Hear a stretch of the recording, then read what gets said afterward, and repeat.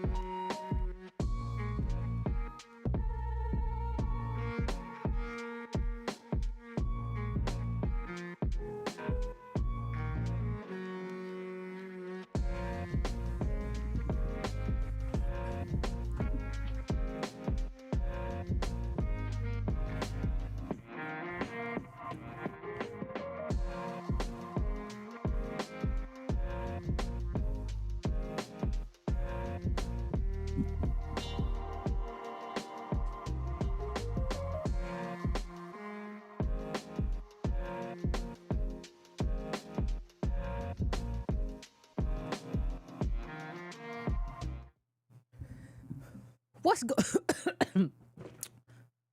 what's going on, family? How is everybody doing? Listen, that's why it pays to exercise some discipline, because I didn't even know until I looked at the computer. I did not know that y'all could hear me until that's why it pays not to just go into a cussing fit or something like that, because the sound you heard was me, like what I like doing, like that's a little sound I make when I'm trying to do something, when I'm trying to figure something out, like. So yeah, but listen, I'm happy that because what was happening is you were being fed from the computer. Like if I was just talking on like a webcam as opposed to the microphone, and I had to figure out that the computer wasn't picking up on the microphone, and it was just picking up everything that I was saying and every noise that I was making. Woo! That could have went left. You bet you come over there cussing like a sailor. What's going on with her? She always like this. That'd have been a bad start. Woo. Woo. My goodness. My goodness. My goodness. My goodness. Let me have a little sip for. My goodness. I just kept my mouth shut. Because some things can go left very quickly. Ladies and gentlemen, so we're not gonna, I'm trying not to be too long-winded today. But I first of all just want to take a moment to announce that tickets are on sale for the Reparations Summit. So please, please, please, if I hadn't had so many issues, please somebody put the link to buy tickets in the chat. If I hadn't had so many issues, hook it up. And they ain't be real issues. I just don't be tech friendly. That's why I understand when people don't have stuff together. I understand because I don't have tech together. But please, please, if you're going to be with us, ladies and gentlemen, in New Orleans, please pick up your tickets today so we can all be together in the same place, having a wonderful time and having politics and all of that stuff. So please take care of that. I wanted to make that announcement. Now, I want to have a conversation. And I want everybody to understand something. I'm not here to beat up on you or nothing like that. I'm not here to talk about you bad, or I am about olive branches this year. I am about bringing people together where we can get together. That does not mean I do not provide some type of criticism and some type of way forward, but I am about trying to just provide some kind of criticism. Now, what we know is that the White House sends official to Morehouse to address concerns ahead of Biden's speech. I'm not saying that you don't have concerns about Biden's speech, and I'm going to get to something in a minute that bothers me.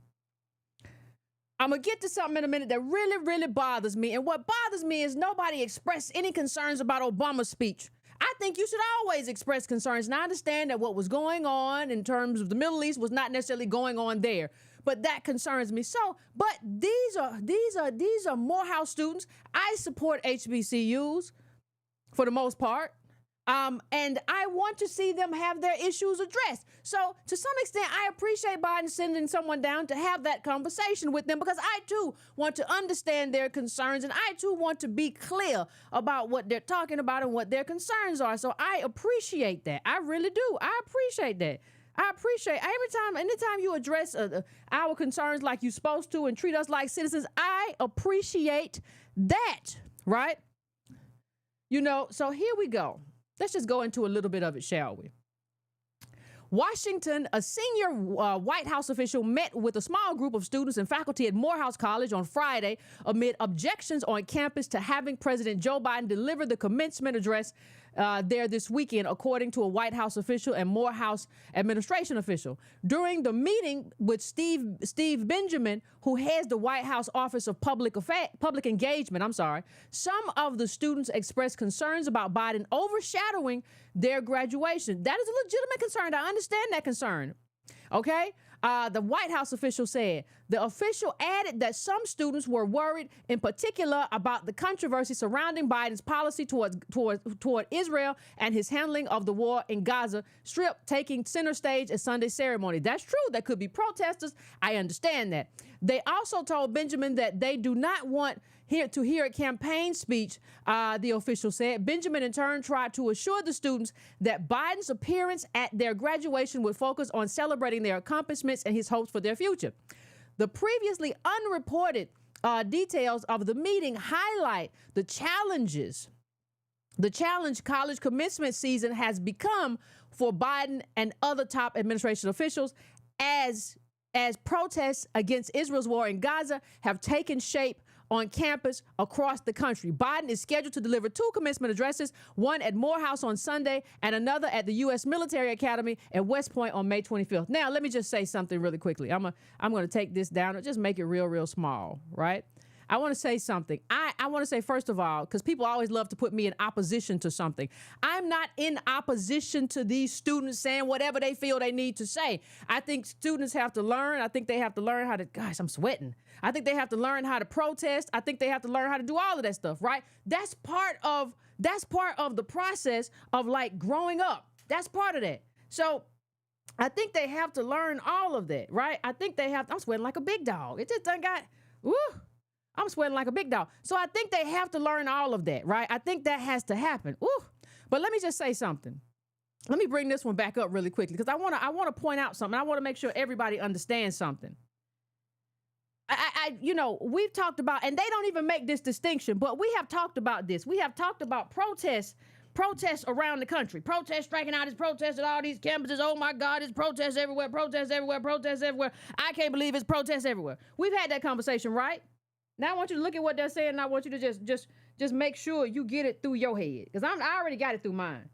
Right? So they're having this conversation about what. Now you can't have the conversation on the level of everybody else. I just want everybody to pay close attention. Pay close. Where my water go? Ooh, I lost the water just that quick. It's a big old, oh, there it goes. But you cannot have the protest just like everybody else. Well, what do you mean, Yvette, you can't have the protest like everybody else? We're all citizens. No. And I'm not trying to tell nobody to be weak or nothing like that. But what I am saying is that some people have parents with money and some people don't. Do y'all understand that? Part of the reason they're so amenable with a lot of these other people is because their parents have something that your parents might not. Now, let me bring this off the screen. Talk to you very clearly, okay? So what are you saying, Yvette? What are you saying? What are you trying to say? What is going on? What point are you trying to drive home? Well, here's my point. Let me see if I can bring this up. Let me see if I can take this down and bring this up. Hold on a second. Because I want to bring this up. Where is this at? Because you have to understand who you are. I'm not trying to tell nobody that they shouldn't do some things. I know I gotta turn the air conditioner on. That's just a matter of being cheap, just over here sweating like that, friend. I gotta turn some stuff on. It's just a matter. Woo, goodness. In fall 2021, 80% of first-year students at Morehouse College received need-based financial aid, including federal loans and work study. 50% of students received an income-based federal Pell Grant, which is intended for low-income students. More than 80% of Morehouse students receive financial aid in the form of grants, scholarships, and loans. Right? Now, if you want to talk to them about something, I want people to start discussing, regardless of where you come down. I want people to start having a serious conversation, right? Like, look at this. I want everybody to start having a serious conversation about this because that means we're talking about what you don't have, and that means that this is the conversation that you should start having with the man who's coming. Right? So if he is coming to your school,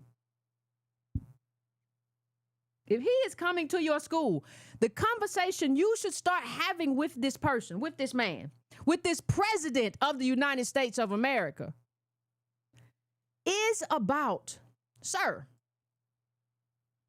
what can you do for us as students? Like, what can you do for us? Because when I talk about the efficacy, I'm not telling anybody even really not to, oh, Yvette said we can't speak out. We can't talk. We can't say nothing about Gaza. Or we can't say nothing about it. I'm not even really saying that, fam. I'm not even, I do my advocacy and everybody knows how I feel. Y'all know how I feel. How I feel is not a secret. Everybody know how I feel. What I'm saying right here, though, is that you have to understand, listen, Netanyahu has basically told the president of the United States, I do not care what you say. Yes, you give us a bunch of money. Yes, you give us a bunch of weapons, but I do not care. I'm going to do what I'm going to do. That's what he said. Regardless of what side you take, that's what he said. He said, I hear you, Biden, but listen, I'm going into Rafah. I'm going to do all of that stuff. That's what he said. Right? Am I wrong? So, bring this, because I want everybody, if you got a student, I want you to understand what this means is that you are not like other students. This means that you exist on the benevolence of a lot of government programs. Well, Yvette, that means we got to cower and we can't do nothing? Yvette, is that what you saying? That what you saying? What do you mean we can't? I'm not saying that. I'm not saying that at all. But I want you to look at that 80% number while we talking. I just want you to look at it. I'm keeping it up for a reason. It means that it doesn't mean that you can't protest nothing. It doesn't mean that you can't do nothing. But it does mean you have to understand your position. Is this complicated? It does mean you have to understand who you are. It does mean you have to understand that you don't have them kind of benefactors. Is that complicated? It means that you don't have the people to say, don't you do, you want him to come there. You got to understand, okay, what is my efficacy over here? Could I make a difference? If all of these people and all of these institutions and countries aren't making a difference, can you? I don't know if you can, but I'm not going to stop you from doing what you think you ought to do, because I did a lot of crazy stuff that I shouldn't have done when I was in my 20s. So I'm not going to stop you.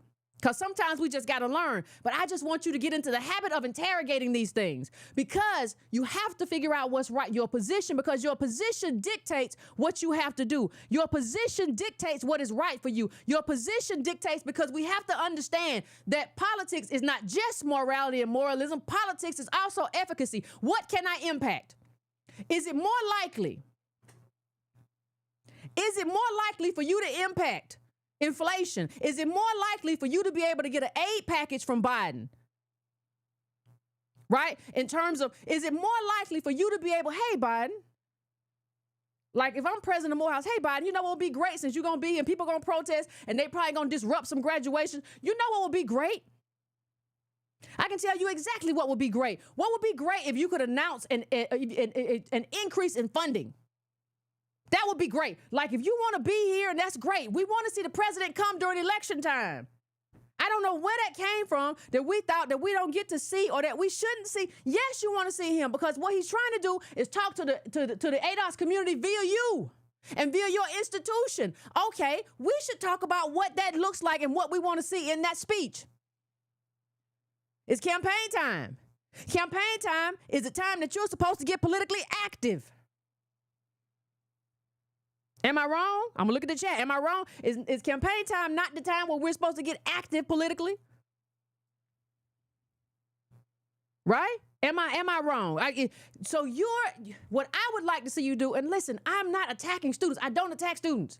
I do not attack them. They have a right to protest, and they're going to find their way. I'm just trying to help as a guide. That's it. That's all. Let me go to the next. Because I want to show you something. I want to show you something. Was that the one? No, I think this is it. No. Okay, here's some more about the Morehouse thing. I think I said this. Fair representation, all voices. Yeah. That's great. Wonderful. Yeah, the White House meeting was characterized as productive. The White House officials, said Benjamin spoke to the group. Yeah, this is par for the course. We know what that is. I don't want to keep y'all too long with that right there. No. We understand. The commencement address, I want to show you something. Even our most, and it's hard to figure out who are the most racist presidents, but even our most racist presidents found a way to talk specifically to us about us. See, this day is supposed to be about your group and nothing else. And to the extent it is about something else, I just want you to ask yourself and begin to ask yourself, do I think that I can impact that? Or am I having a cathartic moment, right? Do I think my voice can impact that? To those who will be, some of the Morehouse students voice say we don't want our graduation interrupted. It might be interrupted by other Morehouse students. So you have to think too, do I want to interrupt this graduation ceremony for people who have worked extraordinarily hard to be here? Do I want to do that for my brothers who are here for something that I may not be able to politically impact? Whether it's right or wrong, I'm not dealing with that. How, as a tactic, we got to start talking about tactics in politics and strategies in politics, as opposed to just talking about what is right and wrong in every different part of the world. There are atrocities in every different part of the world, right? Your question, one of your key questions is, can you impact it? Can you move the needle? And if you can't move the needle there, then you have to ask, can I move the needle here? Because if we make ourselves a bigger force in this country, what that means is that we can take that then. We have changed America, and then America can change how it deals and how it moves throughout the world. I just want people to think about that. Think of this as just a thought experiment. Don't think of it as Yvette telling nobody nothing. But look at the commencement address. We are looking at, which president is this that we're looking at? Herbert Hoover at Howard University. And he said, these were his words. It is an inspiration to come into this great institution. And ain't none of these presidents good. To come into this great institution of higher learning for the Negro race. Nothing that the federal government has done reflects more credit upon it for the meeting of an obligation than this institution to bring to a great segment of our population the means of overcoming a handicap for which they were not responsible and leveling upward for them an equal opportunity to share in the full measure of citizenship with their brethren and other races. It's funny, like you go back and you look at years ago and all these presidents, whether they were doing the right thing or not, we know the history. Right? We know the history of it. So nobody is capping for these and caping for these presidents. But we honestly see them saying, hey, we understand that we have handicapped you. We are having a conversation with you, about you, to you, as we celebrate you. Is that okay? Have we gotten away from that? And I'm gonna go to something in a second to show you the moment I think we got away from that was with the Obama administration. He came and told y'all, don't make no excuses. Well, who was making excuses at a college graduation? Who is making excuses? Who? So let me go to this next one right here. Hold on a second. Through the instruction which they receive here, your natural leaders become trained leaders, and this training is of the same kind and of equal efficacy with that which is provided for natural leaders of the white race. By this process, the colored people are being integrated fully into the broad system of the national life, sharing in the obligation and opportunity for political service, for economic advancement, for educational development of the individual, and for enjoyment of all the benefits of science and art and general culture, including skilled medical service, more beautiful home surroundings, and a share of intellectual progress in mankind. That's not nearly enough, because you have to talk to me about programs. But you start before you get to talking about that. And I'm not saying that didn't happen in that commencement speech, but I'm saying before you get to talk to me about me. If we have to go and hit the reset button, one of the reset buttons we have to hit in terms of our commencements is that you got to talk to me about me.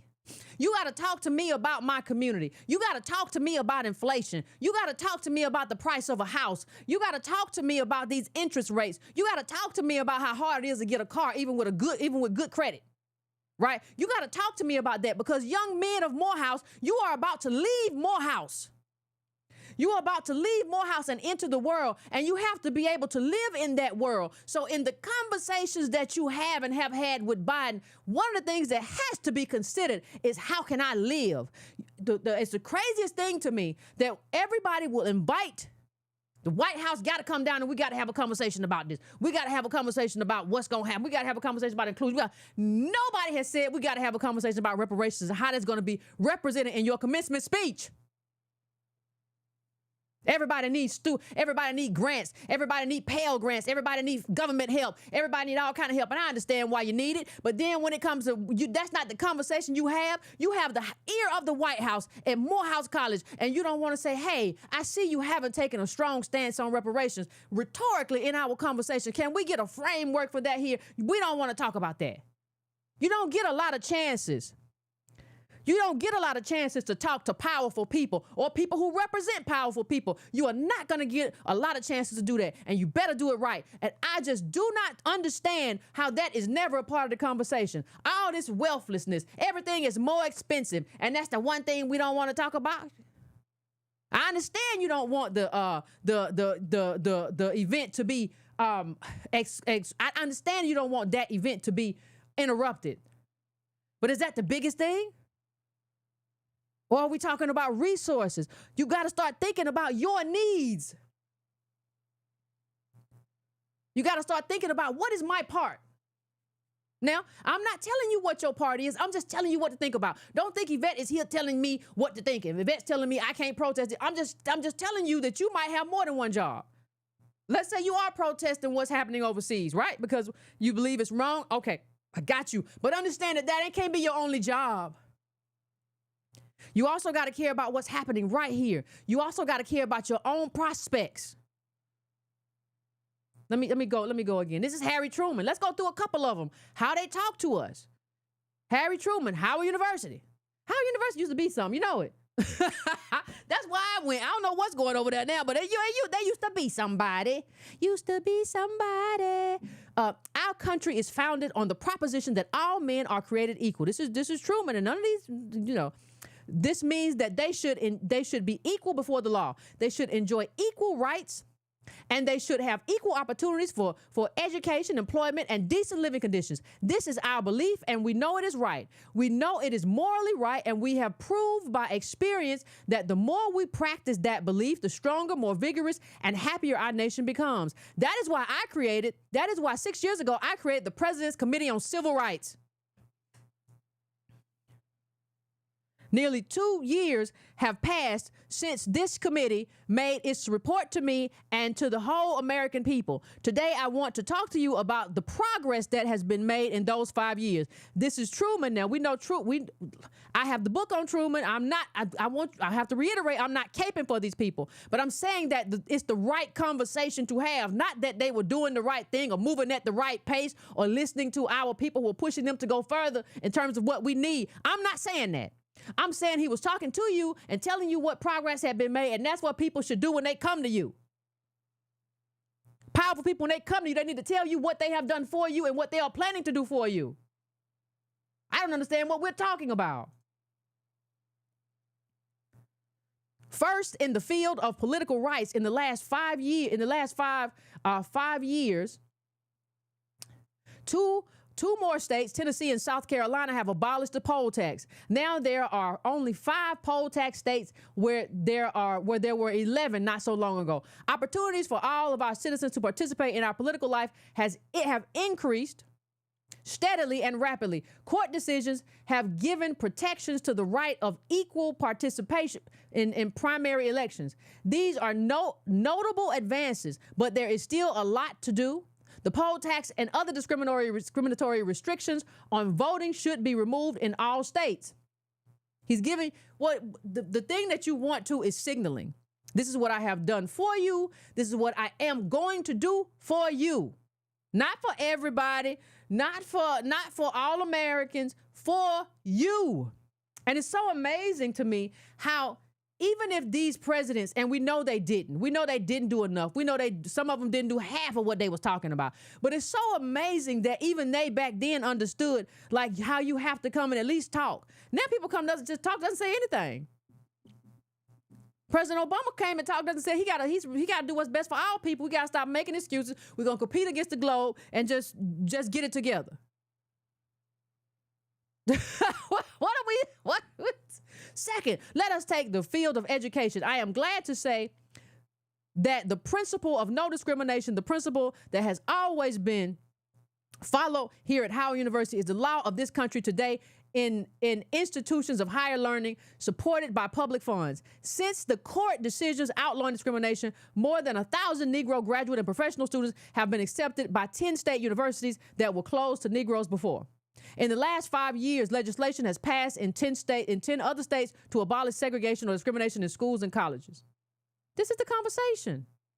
This is only one instance of the way educational opportunities have been opening up to Negroes in recent years. Since 1930, the enrollment of Negro college students has gone up 8 times. Just stop to think about what that means, right? They're telling you, whether he lying or not, he's telling you he's having a specific conversation at this commencement address. That's what's supposed to happen. I don't know how we don't figure that out. That's what's supposed to happen. Let me get it together. For every 100 Negro college students enrolled in 1930, there are 800 today. In the field of housing, we have also been making progress. The congested, segregated areas of our great cities are breeding grounds of poverty, delinquency, and poor health. We have been trying to improve conditions in these areas. A major step was taken in the direction when the Supreme Court outlawed the enforcement of restrictive covenants. We know about those. We read that book, right, fam? We know what that is. We know what that is. Them covenants, we know what that is. Come on, man. We have begun, just skip it through. We have begun to make progress in public housing. Public housing projects are freely open to families of all races and creeds. This is 8 times as many as 8 years ago. In the last few years, 9 states and 8 cities have forbidden discrimination or segregation in public housing. Now, fam, listen. This is supposed to be a very specific conversation. I don't know, and I'm being very honest here. I don't know where we lost sight of that. I don't know where we lost. Well, I feel like it's Obama. I messed that up. I put that in the shot. I feel like this is just me talking. I feel like it happened with Obama. Now let me get this back up. Ooh, today is just a day, boy. Ooh. I feel like it happened with Obama, and I'm gonna show you why I feel that way. I'm not just talking about feelings. Feelings, having nothing but feelings. I'm not just talking about feelings. I'm not just talking about that. So let's go to one more. None of us. I'm not a fan of Reagan at all. Before people start going, oh my God, Yvette's a fan of Ronald Reagan. No, that's not true. That's not true at all. That's not true. You done told a little lie. That's not true. But what I will say is that you still, no matter who is in office, you have to have a very specific conversation. No, if you go back, let's go back to who was president. You got to go back to Clinton. You got to go back to who you got to go back to. But see, Obama was the first president without a black agenda at all. First one without one. Now, what a lot of them did, they had a black agenda, but it was just trash. It was like Nixon. It wasn't really gonna do nothing. It was just a bag of tricks. But it was still there. You know, Nixon had a whole, you want black business, don't you? You don't want no money. You don't want no redistribution. We're gonna find a way to give you black. It was a con. It was an agenda, but it was such a trick. But here is Ronald Reagan, who had his own tricks. Right? But remarks at Tuskegee University commencement ceremony in Alabama. Dr. Martin Luther King, the civil rights movement earned the respect and gratitude of all good and decent Americans. Even, let me just say something. I want to come out here for just 1 second. Y'all see that? You got people now talking about how King ain't this and King ain't that. And y'all had Reagan, of all people, talking about the civil rights movement earn the respect and gratitude of all good and decent Americans, even some who might at first have had reservations about what was happening. Yet changes in the law and the political struggle itself brought social progress that enormously strengthened the moral foundation of the United States.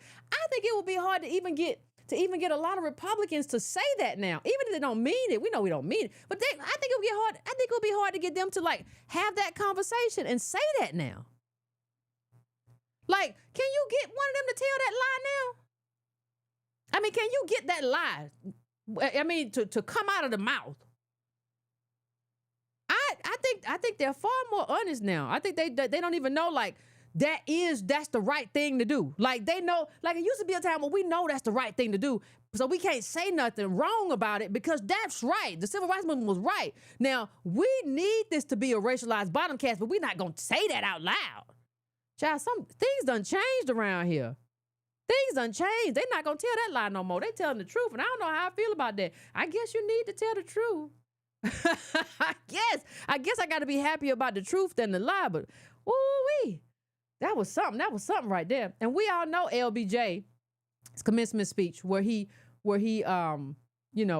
about what he talked about. You know, we all know that. Where he says, you do not take a person for years who has been hobbled by chains and liberate him, bring him up to the starting line of race, and then say you are free to compete with all others and still justly believe that you have been completely fair. Thus, it is not enough just to open the gates of opportunity. All our citizens must have the ability to walk through those gates.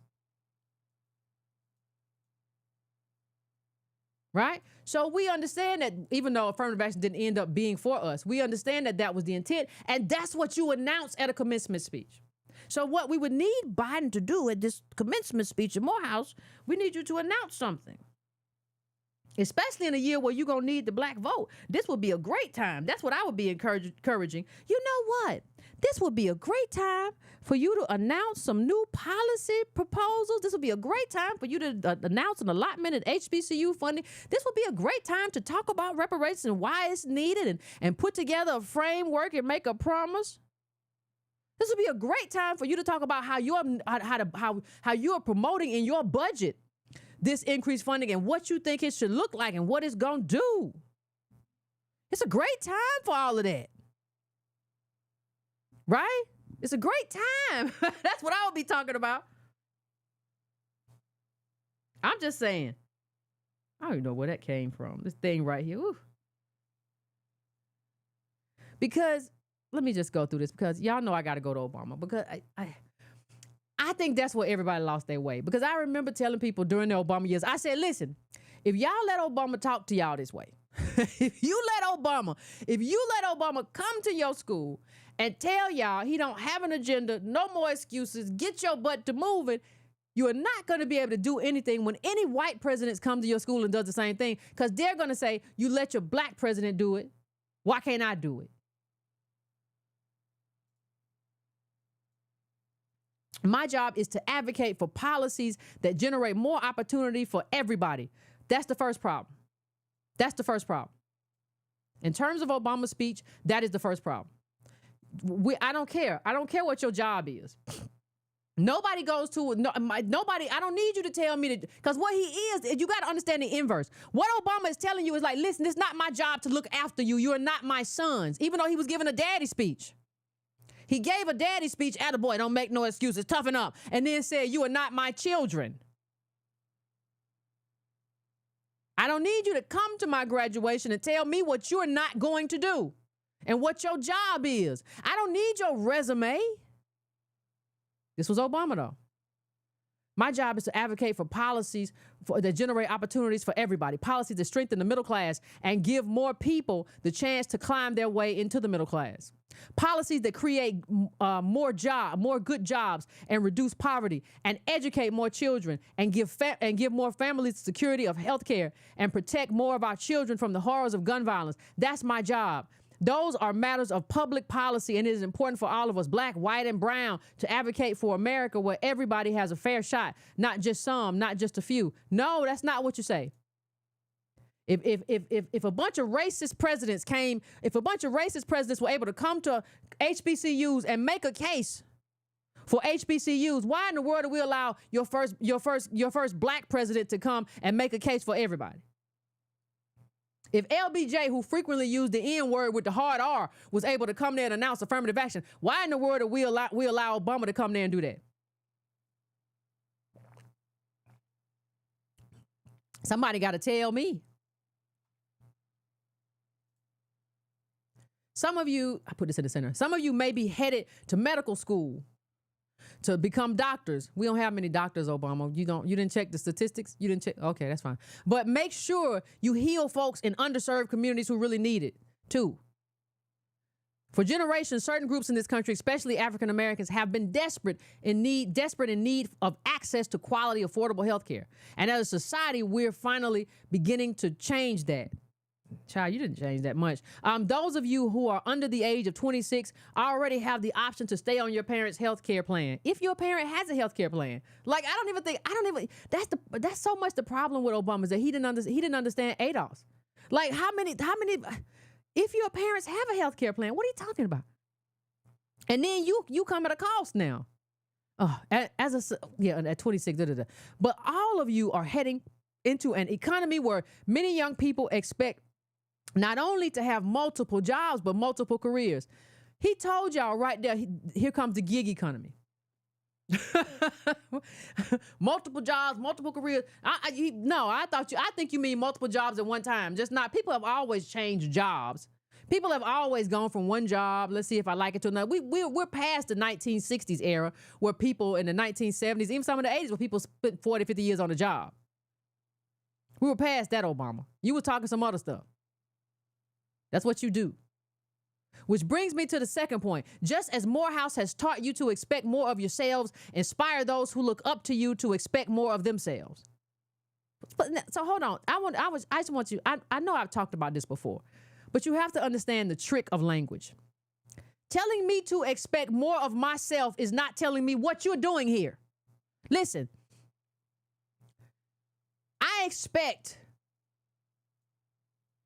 rightly or wrongly, I expect your old grandfather or somebody to say, you got to do better, you got to expect more of yourself. I do not expect the president of these United States to come to a college and tell me to expect more of myself. I need you to tell me what your responsibility as policy is for me. You are not my father. I don't need you to come here and tell me about what to expect of myself. You need to tell me what you're going to do for me. But he didn't have nothing because he didn't do nothing but my brother's keeper, which was some charity that ain't did. It wasn't nothing. Obama's legacy is LGBTQ rights. That's his legacy. He don't have no ADOS legacy. None at all. We know too many young men in our community continue to make bad choices. And I have to say, growing up, I made quite a few of them myself. Sometimes I wrote off my feelings as just another example of the world trying to keep a black man down. I had a tendency sometimes to make excuses for me not doing the right thing.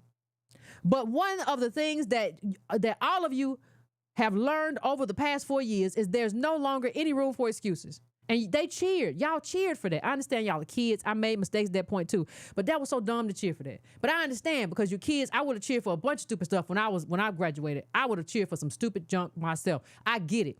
You don't cheer when somebody, listen, when you are graduating, part of our problem as ADOS people, we don't even understand when it's time for us to be celebrated. You don't go to the white schools and tell them not to make excuses, right? It's no longer room for excuses. You celebrate their achievement. You say, job well done.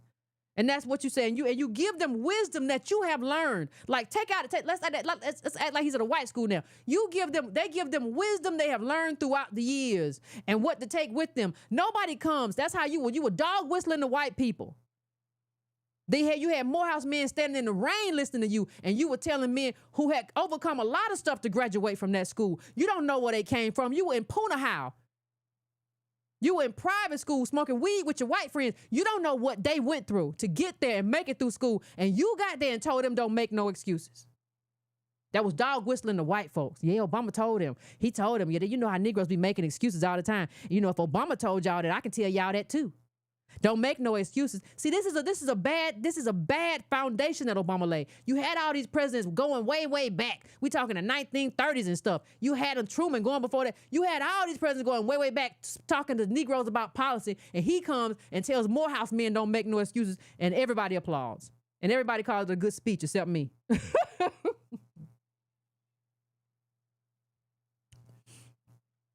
This is awful. I told everybody this sets a very bad precedent for what you have to do now with Biden, for what you have to do now with all these folks. I understand there's a common fraternity creed here at Morehouse. Excuses are tools of the incompetent used to build bridges to nowhere and monuments of nothingness. Yes, that's the creed. So why you think you need to come and reinforce it? If that's the creed, why you got to come in here and tell us that again? You can't tell us no policy you had for us because you didn't have none. Well, we've got no time for excuses. Nobody said nothing about no excuses. We here graduate. You got men, you got Adolf's men in that crowd who have overcome hell and high water to make it to graduation. And instead of being celebrated, Obama's telling them they have no right to make any kind of excuse. No right to make an excuse. Who was making an excuse? These men have been through more. A lot of these men have been through more, and they short lives you've been through in your whole life, Obama. And you sat there and told them not to make no excuse. So now when you look at Morehouse talking to Biden, it looks strange. It looks a little bit weird. Well, we've got no time for excuses. Not because the bitter legacy of slavery and segregation have vanished entirely. They have not. And you haven't helped any of that vanish, Obama. Like, you didn't help any of it go away. Oh, Drake acting self. Racist, blah, blah, blah. It's just that today's hyper-connected, hyper-competitive world with millions of young people from China and India and Brazil, many of whom started with a lot less than all of you did, all of them entering the global workforce alongside you, nobody is going to give you anything that you have not earned. Who in that room asked for something that they didn't earn? But what Obama did at that moment, he told y'all, I'm in favor of globalism. I'm not a nationalist. I'm not going to protect your job. I'm not going to protect your citizenship. The door is open for you to compete against the poorest people in the world who are desperate, and they're going to be vying. And hey, you just better do the best you can because I got mine and you better get yours. And if you don't, I don't know, don't make no excuses about it. He told you then, this is a global thing. Now, you have the power as president to advocate for nationalism. I'm not a Trump supporter, but you saw Trump do it. He could have did it. Instead, he stands before you and said, don't make no excuse. You're going to have to compete with people from Brazil and China and India and every poor country. And with everything you have to do here, I've made it harder for you. And don't make no excuses about how hard I made your life. That's what he told them. And everybody applauded because they loved that Cheshire cat grinning Obama. Everybody applauded. And we are worse off now because Obama not only did that, he let the Uber economy, which just tore down the labor movement, he let all that happen and told everybody, you ain't got no time for excuses. He's out there in his jets now with Ashton Kutcher and them. They're all in jets together, living the lavish life. He's in Martha's Vineyard too. Nobody cares how tough your upbringing was. What? Nobody cares. No, you're supposed to create policy that helps with my upbringing. It's not about your heart. Who cares about Obama's heart? I don't think the man got a heart. I could care less about it. And if he has a heart, it ain't for me. It's not a heart for me or my people if he got one. But that's not the issue. The issue is what policy prescriptions do you have? He would never get on that stage and say nobody cares how struggle your was to any community. He would never get on stage with the Jewish community and say nobody cares how hard your life was. Nobody cares about what happened to you in Germany. He would never say that. He would say it to you because he don't care. And he understands the job was to virtue signal. So now you have to deal with the history of that when you deal with commencement speeches because he knew what he was doing. Nobody cares how tough your upbringing was. Nobody cares if you suffered some discrimination. He got on a commencement stage and told them people nobody cares about you.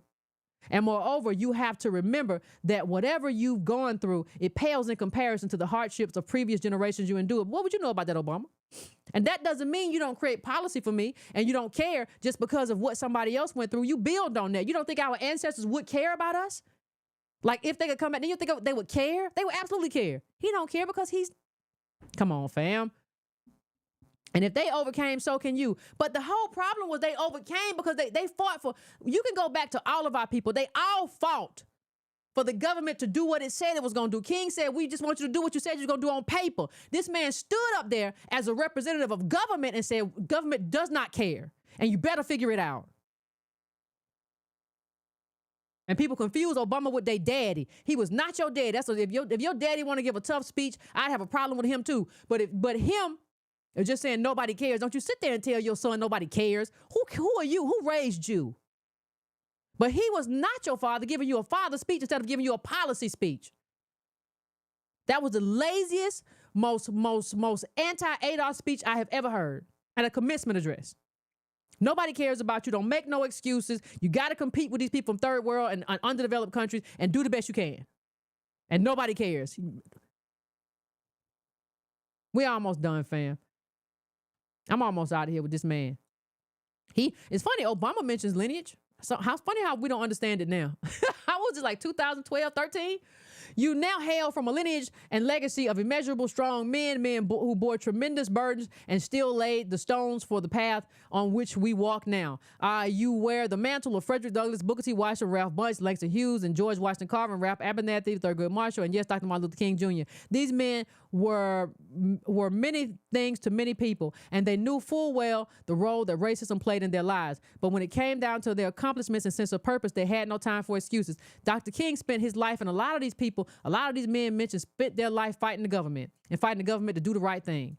They didn't make no excuses. They fought government, and they knew what government was doing to people. Obama came there as a representation of government and said, just don't make no excuses, instead of having a conversation about how he was going to extend their work. He should have had a conversation about nobody asked Obama, what's your job?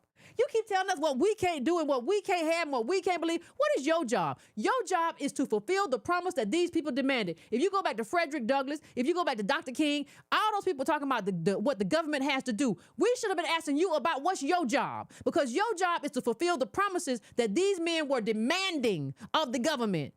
But you just talking about how they didn't make excuses. They didn't make excuses, but they doggone sure made demands from people inside the White House. And you're inside the White House, you are abdicating your responsibility, and then you said don't nobody owe them nothing. Owe the Morehouse men nothing. You ought to be that. I'm sorry, I think about that today and get hot. Fish grease hot. Fish grease hot. This laid a bad foundation for the kind of things or the kind of expectations you're supposed to have for a commencement speech.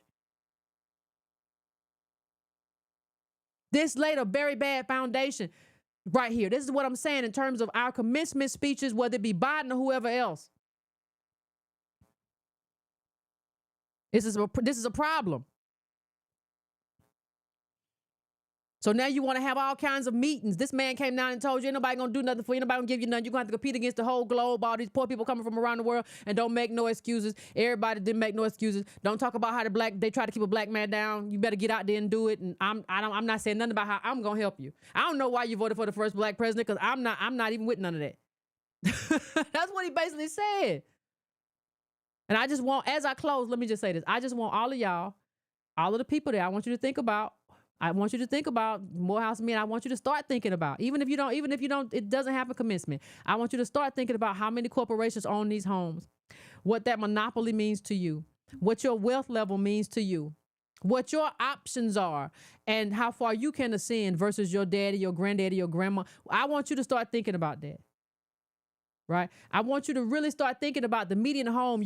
A lot of you all are in Morehouse is in Atlanta, and some of you will stay here. I want you to start thinking about the median, the median home in Atlanta is over $400,000. I want you to think about whether or not you'll be able to afford that when you graduate, or whether you'll ever be able to own a home, or what it's going to take for you to do that. Right? I want you to start thinking about yourself. I know sometimes that we don't put ourselves first. I know that.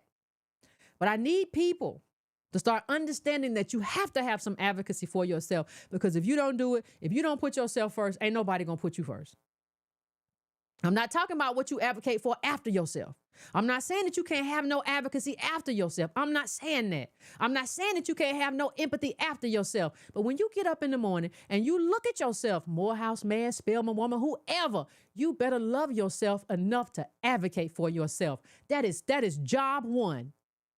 Just like when you get up in the morning, like you try to, you might not be able to all the time, especially those of you all who have kids. Y'all might have to go run and take care of the kids before you take care of yourself. Parents have to sacrifice, I understand that. But if you have your druthers, you try to wash your face before you wash anybody's face. Right? You try to throw the hot rag on your face, before you wash anybody's face. That's what you're supposed to do. You do your stuff first. You take yourself. They say self-care. You got to take care of yourself or you fall apart. Self-care. That's all I'm saying. I'm not saying you can't have no other interests. I'm not even saying you can't have no other advocacy. But can you start thinking about what you need? Can you start thinking about the stuff you need to make your life possible? And can you start advocating for that? Is that possible? And even in terms of like the part of the thing that we're trying to do with this conference, and part of the reason I extended the olive branch, I want us all to be able to get together. I don't care what you believe, right? And find out places where we can work together for us. Now after we gonna do our thing together, you can go do whatever you're gonna do. You can do whatever you're gonna do. Whatever you feel like doing, I'm not gonna stop you. But if we have something that we agree on, you might have disagreed with 80% of what I say. I'm going to ask you what we're going to do with that 20. You can disagree. There are people I know who are going to be at the council who disagree with a lot of what I say. That's fine. Hey, I disagree with 50%. Okay, you disagree with 50% of what I say. What about the other 50? You don't have anything on the Black agenda that makes sense to you. Anything in the reparations framework makes sense to you, right? We have to start being able to do that. And you cannot let your identity tear you away from that. I'm a Black conservative. You got to have something you agree with me on. Well, I'm a Black leftist. You got to have something you agree with me on. I don't believe it. Some of y'all will just not work with certain people because some of y'all, not all of y'all, but some of y'all are scared of what people will say if somebody says you're working with ADOS. Oh my gosh. Wait a minute, we ain't did nothing wrong. Oh my gosh. What will people say? Anyway, fam, let me take the quick break. I will take a quick break. Leave y'all with that. And I'll be back in a second to have the conversation. If you want to call in, feel free. If not, we can end it there. But if you want to call in, I'll give me a few minutes to set up the phones, and we'll have that quick chat.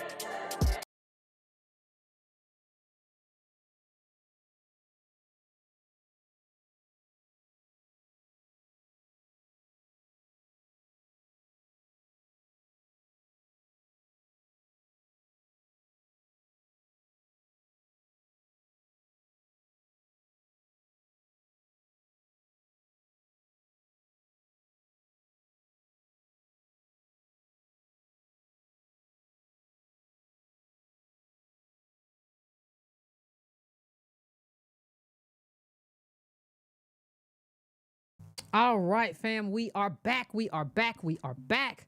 Let me go straight to the calls. 415. What's your name? Where you calling from? What's on your mind? This is Denise from San Francisco. Hey, how you doing? Turn down your background. Right now, let me see if I can get rid of this echo.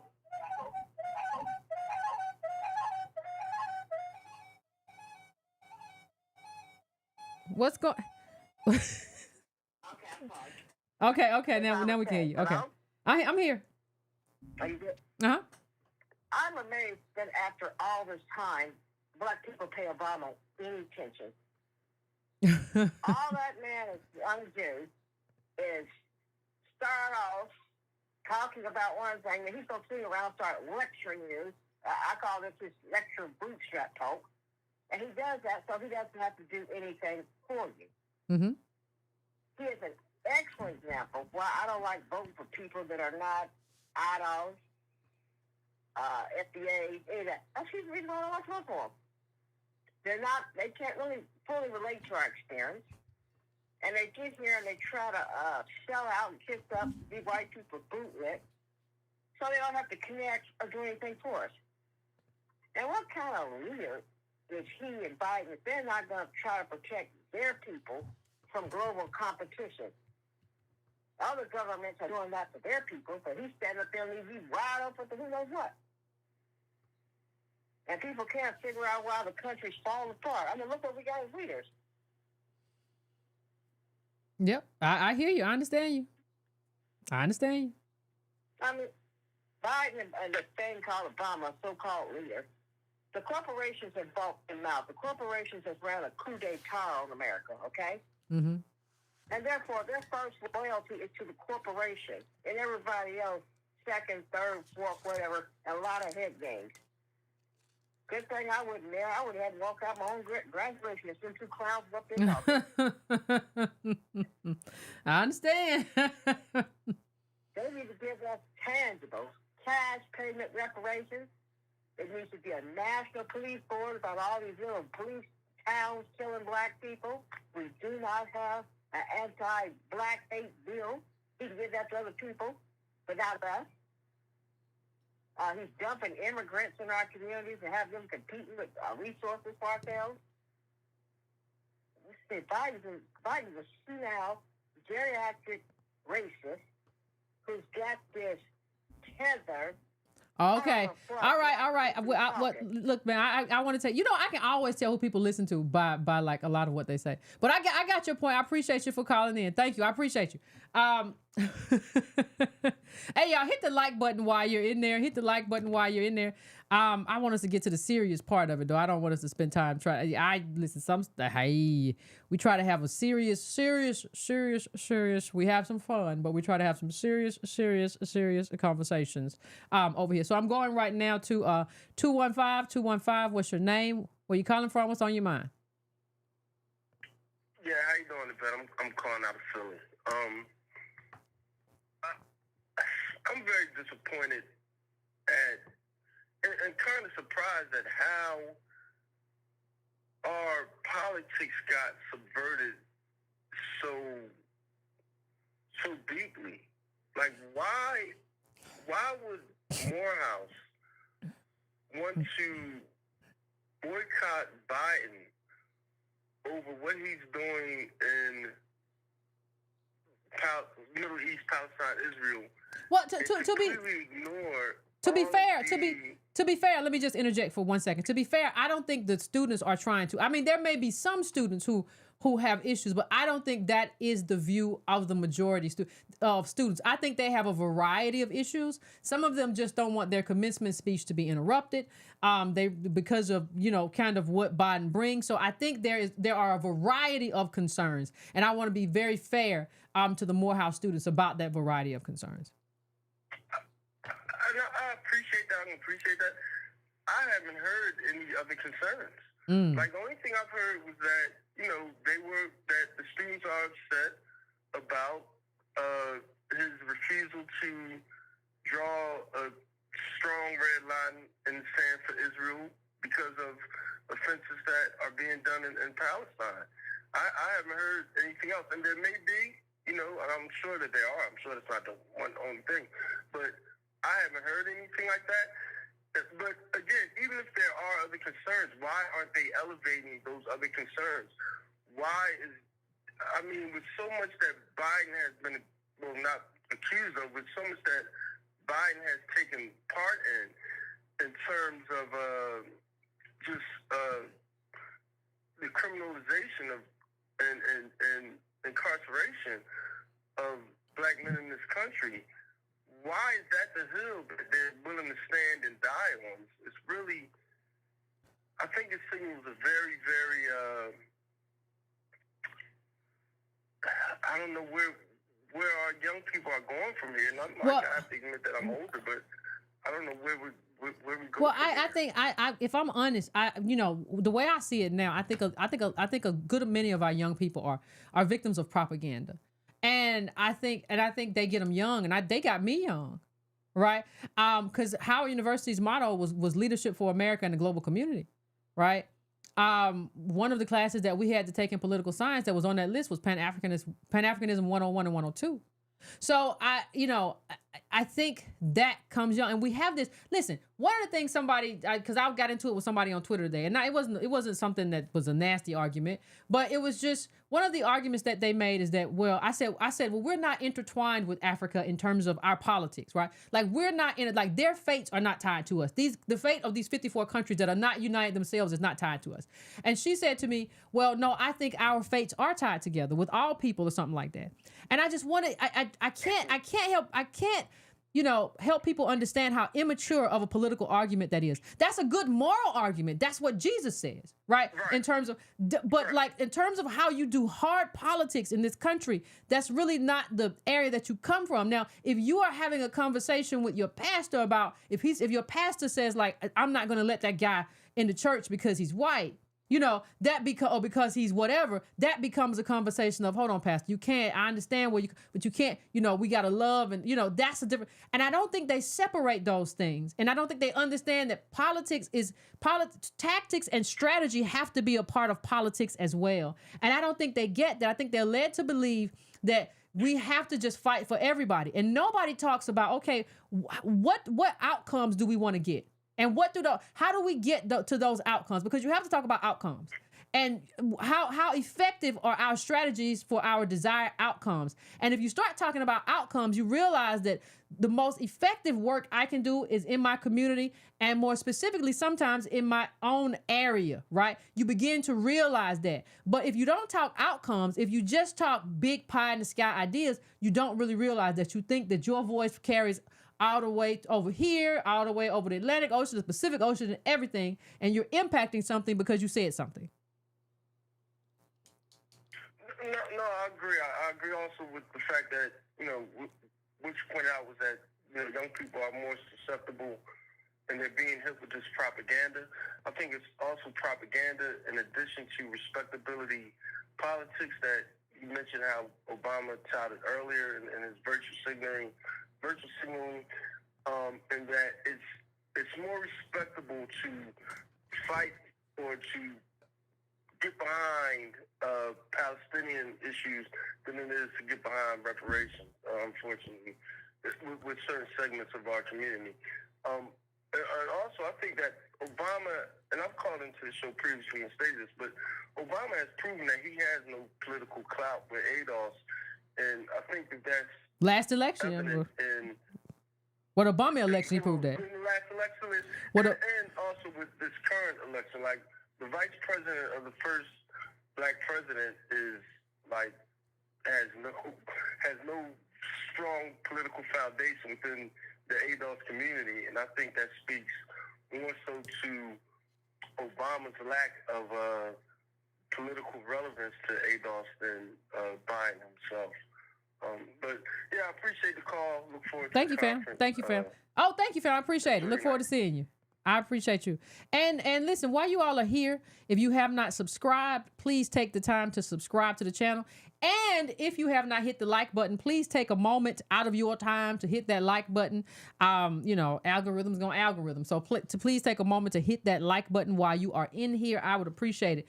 And I think one of the things I really kind of found out, and I had to learn because I didn't know, is that a lot of people who just fight for everything. Like, I'm going to fight for everything that's wrong. I feel like they don't have to deal with the emotional impact of losing. Like so if you're fighting for a specific ordinance, right here to help ADOS people who rent not be evicted. If that ordinance fails, you have to deal with that, and you have to go back and re-strategize and then go back to the fight. Right? If it's much easier just to say down with whatever and yell about that and say it. I disagree with what's going on over here. I disagree with what's going on over here, and I want my voice to be used over here. And because it's just you get to go outside and yell and say that's wrong, but you don't ever really have to do any real organizing around that thing because it's not even where you are. To the extent that you organize a protest or a march, but you don't have to do anything outside of that. People get very excited about protesting and marching.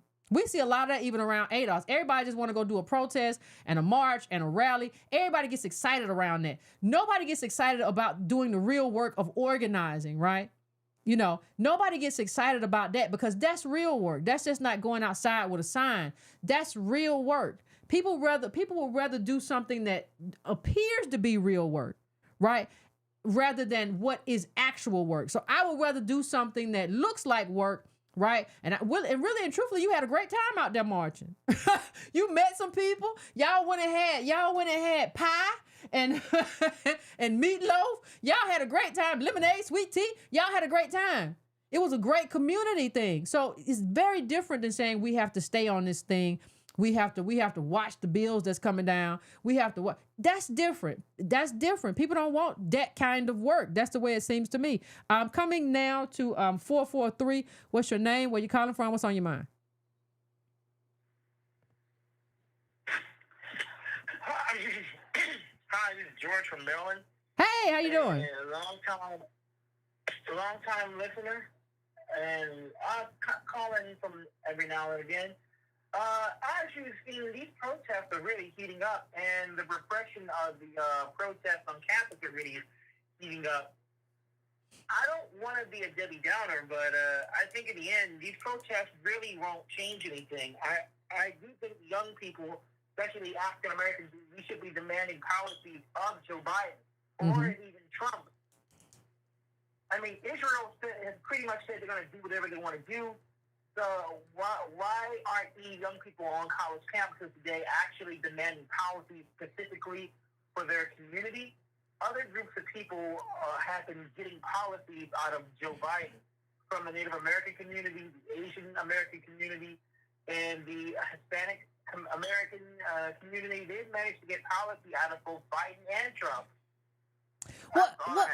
Well, here's something that I don't understand. And I would agree with people who said, listen, we are seeing a lot of money leave this country that could be used for people in this country. That's right. That is true.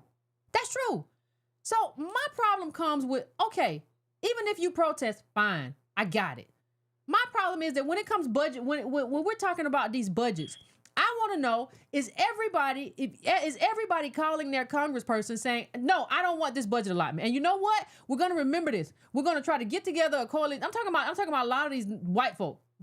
We're going to get together a coalition that's going to run against you because of these allotments of money that are leaving this country and going. We are going to form a coalition against whatever you want to call it, right? And we are going to stay this path. Because really and truthfully, that path is kind of a nationalistic path.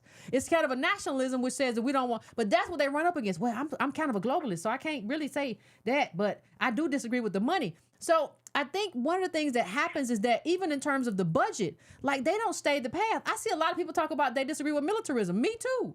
But if y'all are on the left and you disagree with that, when we're talking about the militarism and these military budgets come up and we start having these conversations about these military budgets, I don't see y'all when the military budget is about to be passed. I don't see them protesting on the steps of Capitol Hill, right? If you're going to talk about protesting. So it just feels like these things kind of flare up and I understand why it's flaring up in terms of what's going on in the Middle East. I am not an unsympathetic person. I get it. But I'm talking about just in terms of follow through, in terms of these budgets, in terms of who is doing appropriations. There's a lot of heavy lifting if you really want to hold these people accountable for what they're doing. And I just don't see that happening most of the time. Go ahead, fam. I'm going to let you finish. I'm sorry. Well, I think in a world where countries are really globalist, I mean, corporations, I always hear people say they're going to boycott this or that corporation.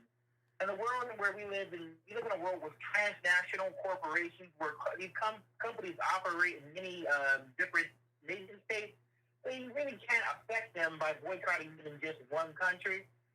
But I don't know. It's going to be one hell of an election. One hell of an election going on. I don't know who's going to win. I got it. I mean, yeah, it's gonna be wild. Let me tell you, I heard they agreed to debate. So I think. Excuse me. Trump and Biden debating. Well, I heard Biden through. Well, Biden and Trump are both old men, but Trump, he looks like he has a little bit more energy than Biden. Well, we're gonna find out because I heard Biden throw out some dates and Trump immediately agreed and something. So we're gonna find out. That might be one of the most watched debates in American history. We gonna see. Gotta grab my popcorn. I might do that one live. I might broadcast. I might do a live take the debate because that's gonna be good. So I appreciate you, fam.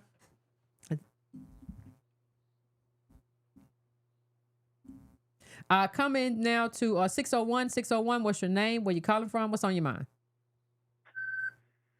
Hey, how you doing? I'm doing well. How you? Oh, I'm doing good. Hey, this is Mr.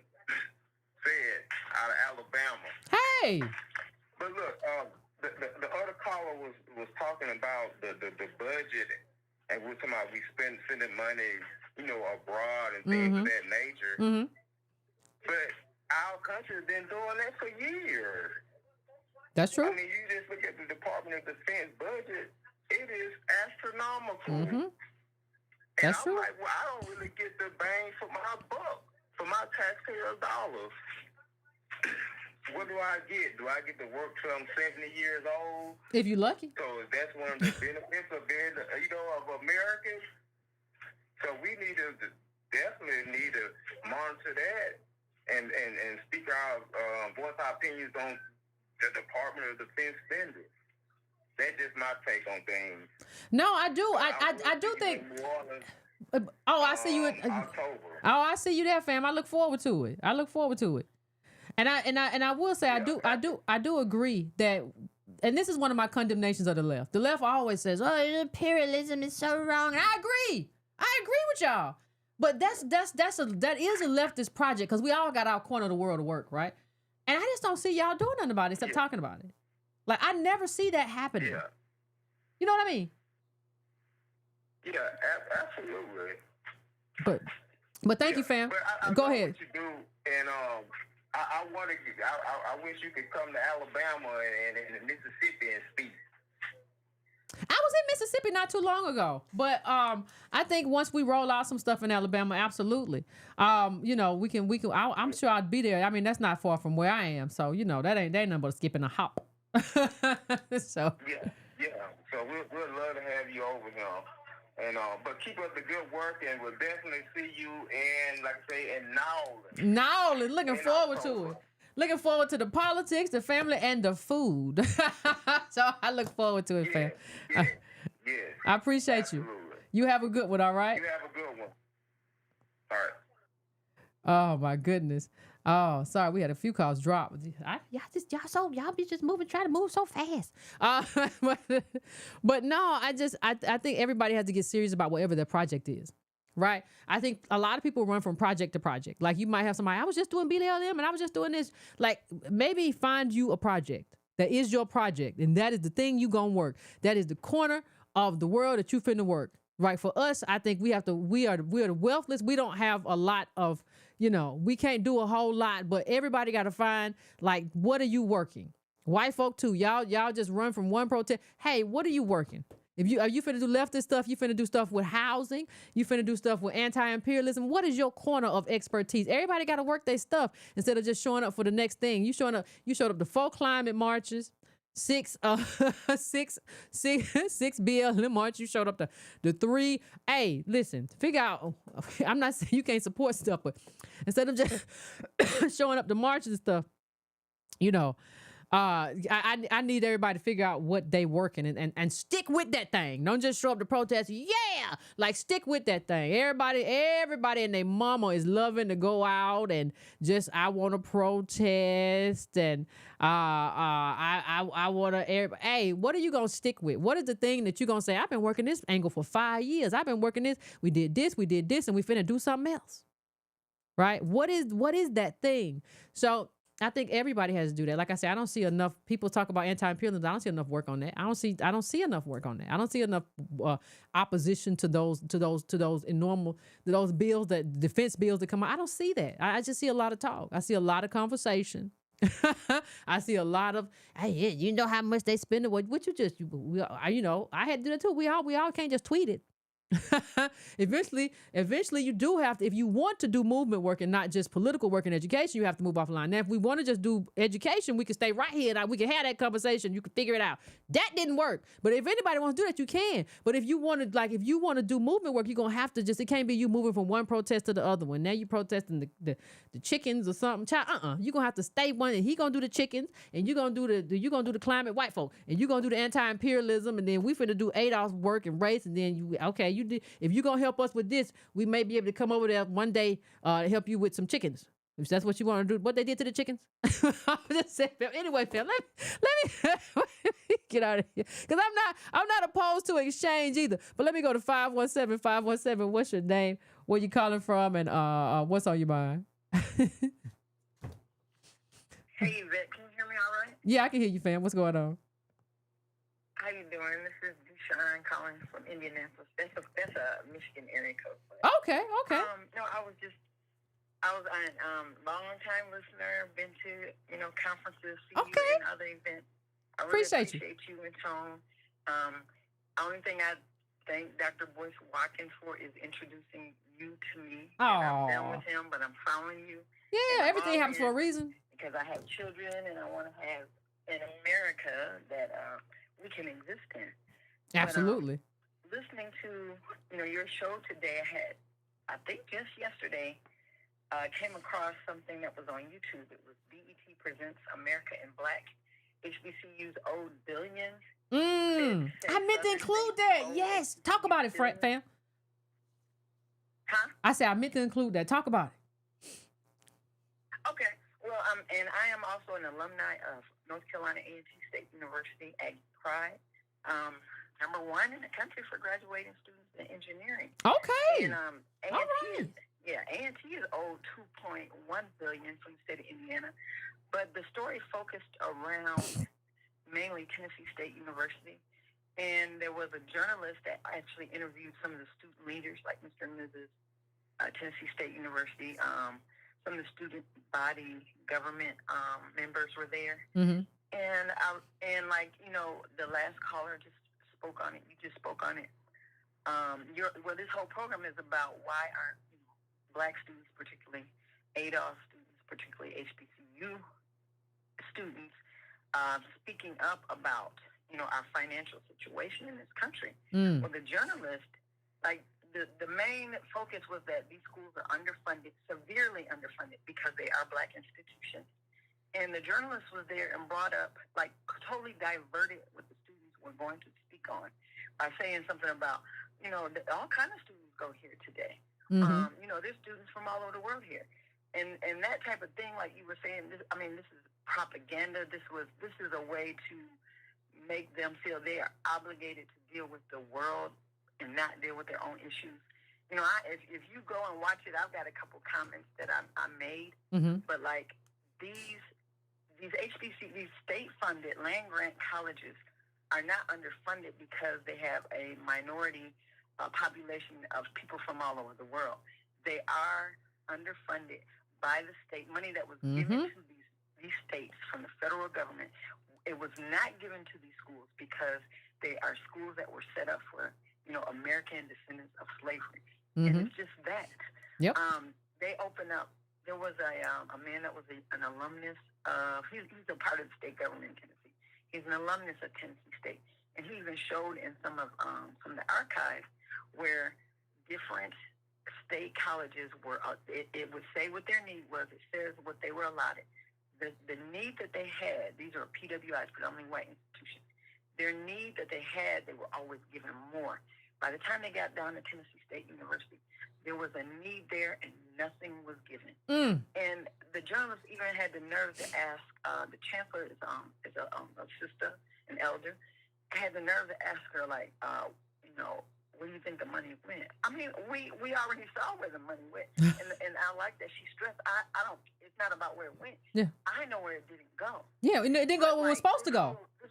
This whole movement, nobody wants us to have the right to talk about, you know, the pain, the injustice, the underfunding, all the terrible things that have happened. Nobody wants us to talk about it. They always want to push us to talk about a bigger picture. Stay right there. Stay right there. We're done is because who we are. They always want us to. I just want you to pause and say that they always want us to talk about a bigger picture. You said a word. That's what they want us to do. Talk about a bigger picture because that takes the lens away from us specifically and makes it about everybody. Go ahead, fam. I'm sorry. That was a good line. I couldn't go past that one too quick. We're working in tandem here. And so, I mean, so what you're bringing up about these students at Morehouse, like, it's the weirdest thing. Like, we look at other groups, like we look at Asians and we look at other groups that we think we should model ourselves after. When you have already educated us that people have modeled themselves after the black, the fight that has happened here in this country with us. We are a lantern to the world. People have used us as a model, but somehow we're turning around and looking at other people, not drawing from, our history, not drawing from the things that we know that work and don't work. But other groups are political. Other groups lobby for themselves. Other groups are very specific, despite people. And you teach us this. We talk about this. Despite of whatever their political, whatever they may be into that may describe them, they understand my group needs this and I have to fight politically. Like there were people in the comments that were talking about, black people need to march at the governor houses in each state. Like, I mean, these weird, outlandish things are suggested when no, black people, despite of what your political views are, whatever your views on life are, if you are black, if you are ADOS, if you believe in a black agenda, if you believe in reparations for ADOS, let's be political about it. Let's get educated. Let's learn. And I don't think young people understand there's a movement out here that is intelligent, that is well organized, that is planned, and that they need to understand it exists because they will not have an existence in this country if they don't get on board. That's all I have to say. Yep. Thank you, fam. That was a word. I appreciate that. And I hope we can. And I certainly forgot that part that you brought up, so I thank you for that. Because I meant to include it. I don't know what happened, child. Scatterbrain acting, but I meant to include it. So thank you, fam. I appreciate you. And no problem. I thought she was going. Lord have mercy. My bad, fam. But call back in next time. Because that was a great call. Your call was a great call. Because I meant to absolutely include that. And we have to, and like, that is something we can talk about. Like, that is something to have that conversation about. Like, talk about the remedial things that you're going to do. Because there's the federal government to give us what we're owed in terms of these schools, these HBCUs, these institutions. And why isn't anybody calling on, oh my goodness, like sometimes I feel like, our people just miss the moment. And this has been one of those occasions of like, you're missing the moment. Like you're in this moment right now where you could actually there's a moment where you can actually exact something where like it's kind of like what Derry Bell talks about in terms of, you know, your interest convergence. This is one of those moments of interest convergence where, like, even if they don't want to do something, they might do it because there's so much stuff going on, and Biden needs the black vote. So you might get something right now just by, so you can't use your moment for somebody else. Like, it doesn't make sense to do that. So I'm going to going to 404. Going to 404. What's your name? Where you calling from? What's on your mind? Hey, Yvette, this is Renee calling from Atlanta. Hey, Renee. How are you? Happy Wednesday. Hey, doing pretty good. How about yourself? Pretty good. I wasn't going to call in, but then I thought about something, and I decided I just wanted to call in and make this comment. So, recently, a lot of people, like across the spectrum, are saying no to celebrity culture, and to me, a lot of black institutions, colleges, black people in leadership, and even ADOS people look at specifically national politicians like celebrities. And we put them on this grandiose scale, and when they show up, we think that them showing up is enough, and it is not. To me, it's no different than if you had a parent that, yes, your parent is going to feed you, your parent is going to clothe you, but that is not all that it takes to be a parent. That is not enough to make you whole. And so I even know people, I won't say who, that work in political advocacy across the metro area, and they also push this narrative of, oh, well, we're not in the room, or, oh, we have to show up. No, you want my vote. You showing up just for pictures is not enough. And I think a lot of us across the board, whether it's black leadership, whether it's HBCUs, whether it's black voters, whether it's ADOS, like, we have been conditioned to just accept people showing up. And it's not enough. It's never been enough. Yeah, I think that's like low self-esteem. I think because it used to be they didn't show up and they didn't recognize us, and so they didn't even want to talk to us, right? And now we have to get to the point of, like, you have to have something. You have to have. I think we kind of missed that. Our job is to have an agenda and say, hey, even if you show up, hey, here's what you can do for me. Right? Like, once you show up, hey, here's what we need from you. We've researched last year's budget and the shortfalls and where the money went, and we have some suggested changes. Right? Like, once they do show up, even if they just show up, take pictures, you got to be like, no, this is what we need, and this is what you will be graded on. And that's what lets them know, oh, I'm working with serious people. These people are not comfortable just that I showed up and I said I hear you. So I'll let you finish up, though, fam. And also, I agree with your point. Also, the other part is, a lot of us are so used to not receiving what we need, not just like in our personal relationships, but like in this country as a collective. The other part is we don't damn ask. Mm-hmm. Something that my mama has always told me is like, ask. The worst they gonna do is say no, or not right now, but like, we don't even ask. And even when we do set ourselves up to ask, there's always some of us in the background talking about, don't ask for that much, don't ask for this. They're going to say no. So a lot of us also have a defeated mindset.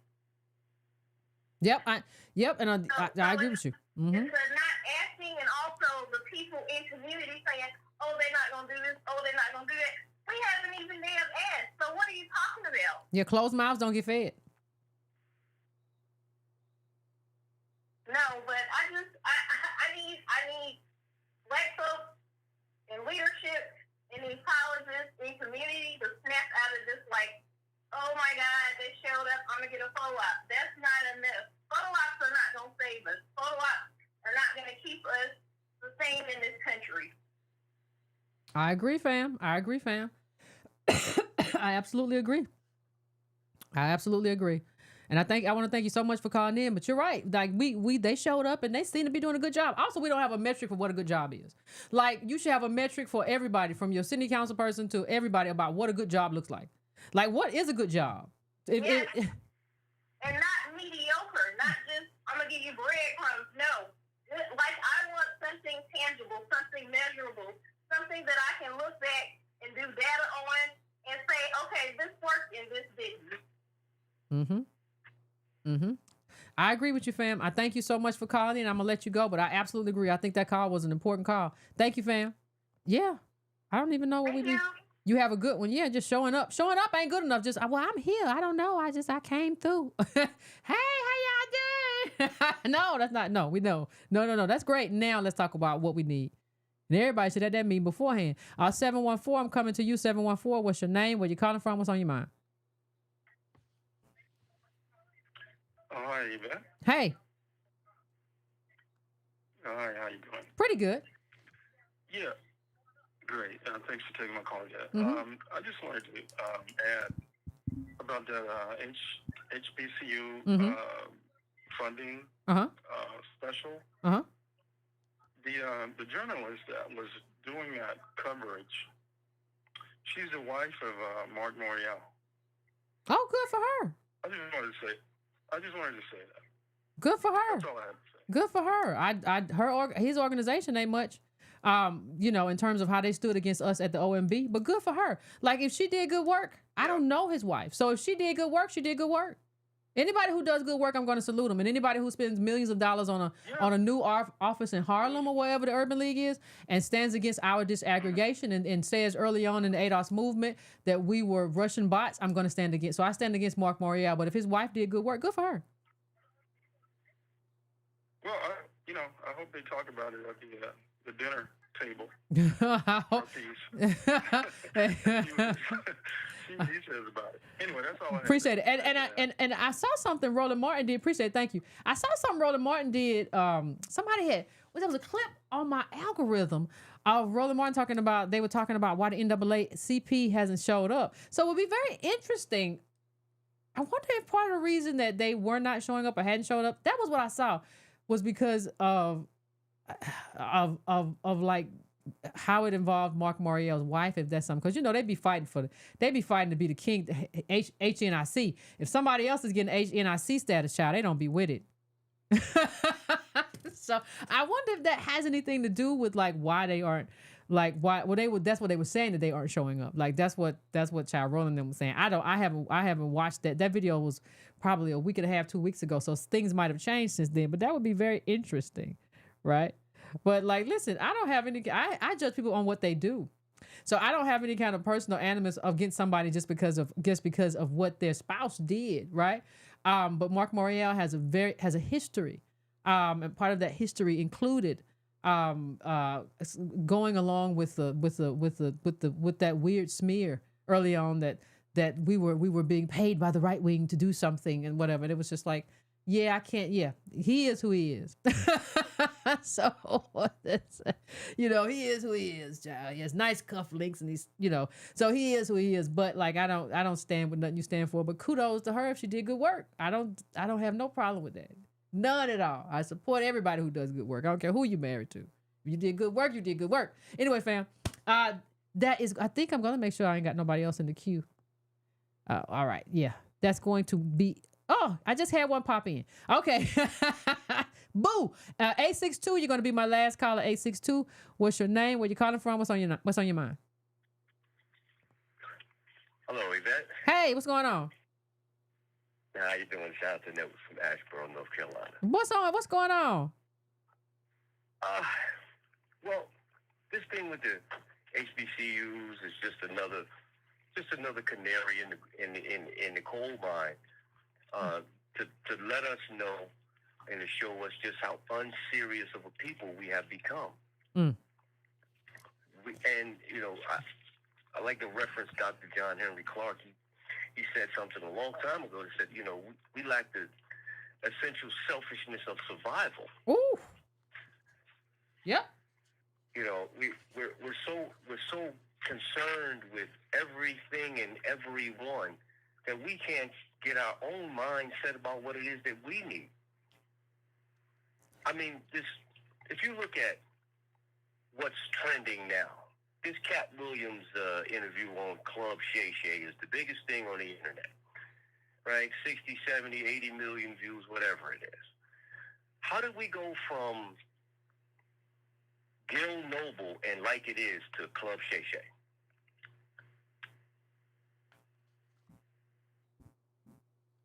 Like you know, let me just say the problem with me is I don't have a specific problem with, well, except for the how the ads and stuff.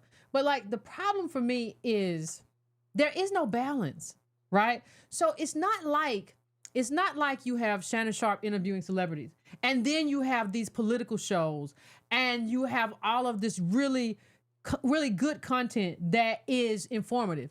It's all celebrity stuff now. That's it. Like, it's not like we have a bunch of other stuff and this is just a small part of our media and what we do. No, that's it. That's the whole ball game. That's it. So it's just like this huge thing. Go ahead, fam. I'm sorry. You're 100% right. That's my point. It's the engagement. It's the engagement factor. That's what we're interested in now. We don't have anything about us that's serious. Like, everything is about this. If you look at just what Jay Morrison just pulled off, this scam with $13 million, and nobody's mad. Nobody's upset. Selfish individualism, Mm-hmm. And not having the understanding that if we win and lose in this game as a team. Yep. We had at one point in time, back, in the civil rights era, at least the understanding that the enemy was this, and we needed X, Y, and Z. Now we're in this fog, in this haze of entertainment and get the bag and foolishness and mayhem that's going to lead us down the road of peril. Because everyone else is coming to this country for what they can get. That's why the immigration is the way that it is. Well, Well, let me just say this too. Like, I don't like anybody suffering, right? But what you have is normally like, if I have to protect, like when you talk about families, my kids. When you talk about selfishness, it's just like, but I got to protect mine, right? And I got to protect my community. Right. Like, we will be like, well, I will suffer because I don't want nobody else to suffer. And it's just I never understand. Like, you have kids who are suffering and you'll say, well, I don't have any problem with the immigration piece of anything because I don't want them to suffer. And it's just kind of like, well, what if now I'm not what if, like, your kid who just graduated high school, you all didn't have the money that he didn't want to take on that kind of debt. What if what they're saying about them displacing, what we've always said about them displacing poor people, as disproportionately poor ADOS people, is true. So you're okay with the displacement of your child, right, in the workforce, or the wage floor being lowered because you don't want anybody to, like, not do well in life. It just doesn't seem. It's not a political stance. It's just not. So I'll let you go ahead, fam. I'm sorry. No, that's the key that Dr. Clark was talking about back in the 60s and 70s. That the selfishness of actually doing something that is driven only by your group. You have the group that has to come first. I can't feed the neighborhood until I feed my people first. My household. The thing is, we don't see each other as a part of the household anymore. Now you've got we don't see each other as family anymore. We use these words very lightly. But we're the first people to tear each other down. We're the first people to point out each other's failures. And we actually have a problem with a few of us have made it in what we believe has made it, as the decadent veil of celebrity, and we use them as a placebo to our actual condition. That's true. Oh, Puffy got $1 billion, so at some point I'll be able to have $1 billion. And I feel that it's to have $1 billion. Yeah, and I feel that it's possible because of that. Yeah, I feel that it's possible. Yeah, and because he has $1 billion. Create this rose-colored vision of what life could be, versus living in what life really is. Well, I think about that, fam, even in terms of like, and even if you mention celebrities, we had a celebrity thing that was a kind of a good example of that. You know, even in terms of the Drake Kendrick thing, and when Kendrick said like only you like being famous, right? We even have this view that like, oh my God, I would love to be famous. I would love to be adored. You can't go outside. Like, I don't even think, like, even that kind of thing, we don't even think through. Like, you would not want that, but that even if you did want it, he exists for that. He exists, Diddy and people like him exist for social engineering to make you believe, hey, just black excellence, whatever that means. Just, anybody can do it. You got the same 24 hours in a day. Right. And we don't see that he exists. Right. He exists to maintain a status quo in terms of how we believe. He exists for white folk. Like, he doesn't exist so that you can keep dreaming. That's what he exists for. That you don't even ask for no policy. So, that's what it is. Go ahead, fam. No, you're actually hitting exactly where I was going. Is that he exists so that white capital can continue to ignore us. Mm-hmm. He's used as a tool, as a placebo, to say, "Oh, look, you guys got money. There's Puffy. He's got $1 billion." So now you don't have any reason to go out and be political. You don't have any reason to go out and do any research and study. The one thing I will give the baby boomer, and you know how we jump on them. The one thing I will give them is that they were strong in their convictions. When they believed in something, they showed up and showed out for it, and they got it. Usually it was something for themselves. They guaranteed that they would never have their taxes raised. So all of their political actions in the 70s and the 80s was to make sure the taxes didn't go up. Yeah, they still have that selfishness on lock. It'd be all kind of little ordinances for them. Like this whole society is geared towards old people. And I'm just saying that they still will show up for it. ARP will get them together. Yeah, I mean, the fact that AARP is a thing is the fact that the boomers got together, so we need to create an organization to take care of us when we get retired. Because they saw the writing on the wall. They knew that they were going to have their rights protected as old people, because usually, prior to them, old people suffered once they got old because they were unable to work and didn't have any resources. And they would have to rely on family. So the boomer made sure that their retirements and their pensions and all of the things that were going to take care of them into old age were in place, despite taking it from your children. Like, they kicked the can way down the road. There's going to be grandbabies that are paying for great-grandma. Yep. And they don't care. No. And the grandbabies feel like they should pay for them. Well, that's grandma. What you going to do? Well, see, that's the thing. We're unwilling to light that fire under grandma's feet and say, listen, you can't go to the Tom Joyner cruise this year. You can't go on vacation around the world. You can't take that trip to Dubai. But let me say, that money and put it. Let me say though, fam. Let me say though, fam. Some of these white folks are cracking on their boomers. Some of these white folks are cracking on their boomers. They telling them we're gonna keep the grandkids. You can't see them. Because I ain't seen the will. I don't know what's going. They cracking on their boomers. They started cracking on their boomers and stuff. They getting them lined up. Yeah, they getting them lined up, and they getting ready to get a big transfer of funds real soon. Which is gonna put all the rest of Black America in a real quandary, because cars are not going down, houses are not going down, and you laughed about, a little joke about the chickens, but chickens ain't going down. Ain't nothing going down. Ain't nothing going down. This hyperinflation potatoes is getting ready to kick in, and it's going to be diabolical what happens to ADOS. And they don't see it coming. That's my problem. We don't see it coming. We think life's sweet. Well, see, the thing is, we don't think that it's sweet. We actually think that it's possible. Ooh. When you say to someone, we keep telling people that you're not going to live your mother's life. You're not going to live your father's life. Your mother was doing 10 times better than you at your age right now. Your father was doing 10 times better than you at your age. Why? Because the money was worth more. You're not going to be able to have you're looking at millennials now, they're saying that most of them will never own a home. And they I would pay behaving that like it girl too. on my second home. They But behaving that's like it because too, fam. That's just timing. Yep, and they behaving like it too. They're like, well, I'm not gonna do nothing. I'm not doing all this work and stuff for what? Like, I'm gonna do the best I can. If I got to live with a bunch of other people or whatever, I'm not finna kill myself. Like, they are adjusting. Them and the younger babies, they are adjusting to this stuff. Like, I'm not finna do. We are not adjusting to the climate. Like, this climate requires a serious advocacy right now. You got to be about your business, and we act like it's still 1983. Yeah. And the thing is that you look at the willingness to accept the overpricing of things as normal. Like, $1,000 a month for a car, that's normal. No, it's not. No. I don't care what the car has in it. And it's like, well, I gotta listen, even if you have a good credit score right now, I'm taping my car with duct tape. Like, even if you have a good credit score right now, they're telling you look at that interest rate.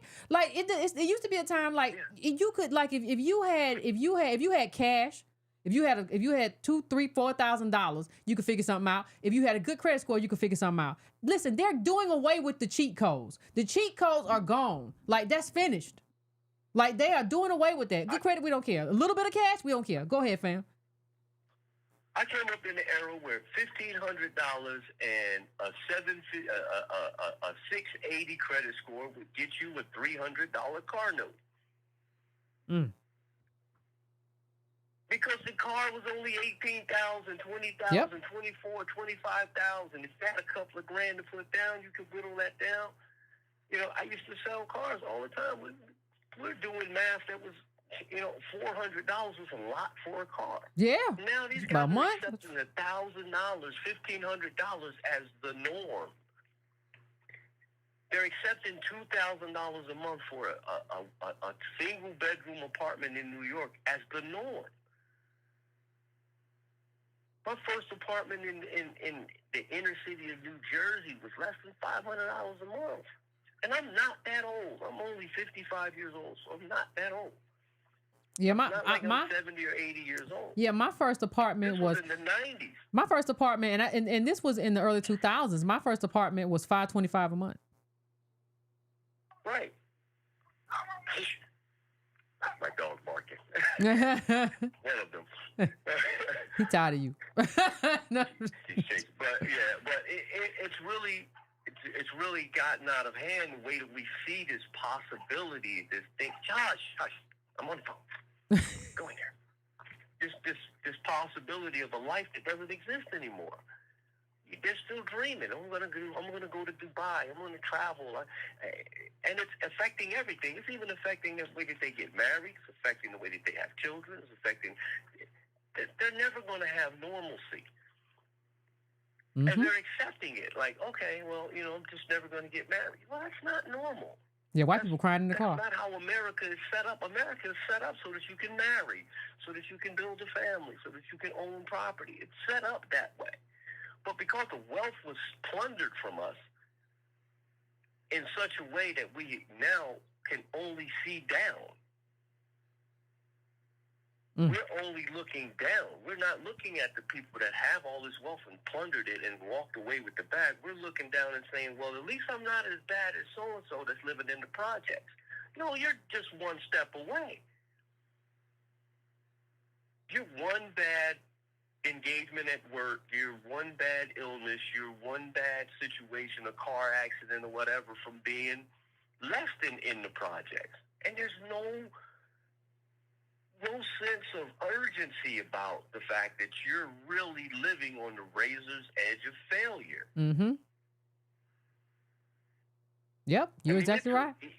We're already at the bottom, but we're really getting ready to go into a chasm once this $80 trillion gets transferred to these white baby boomers. That's going to cancel us out. Yep, because the price of everything is going up. Everything, because they got the money. They got the money. They got the money. So they know they can pay for it. These prices ain't up and nobody's paying for nothing. No, they understand, yes, inflation and they had costs and they had that, but they also understand, they can pay for this. They gonna be able to pay for this. We might put some more. Y'all saw Biden said something about we would need the grocery stores to come down on the price. Like Jerome Powell been talking, well, it was hotter than I'm not as confident as I once was. It's a lot going on. It's a lot of moving parts with this thing. But I mean, Tone did a show about how the CEO of Kellogg said, basically let them eat cereal for dinner. And people might have to. Some people might have to. A lot of people might have to. Like, listen. I'm just, he's signaling. He was signaling. Listen, yes. Y'all might have. Listen, this is. You're not gonna die. We spray it with vitamins. This is better. This might be an option for what's coming down the pike for you.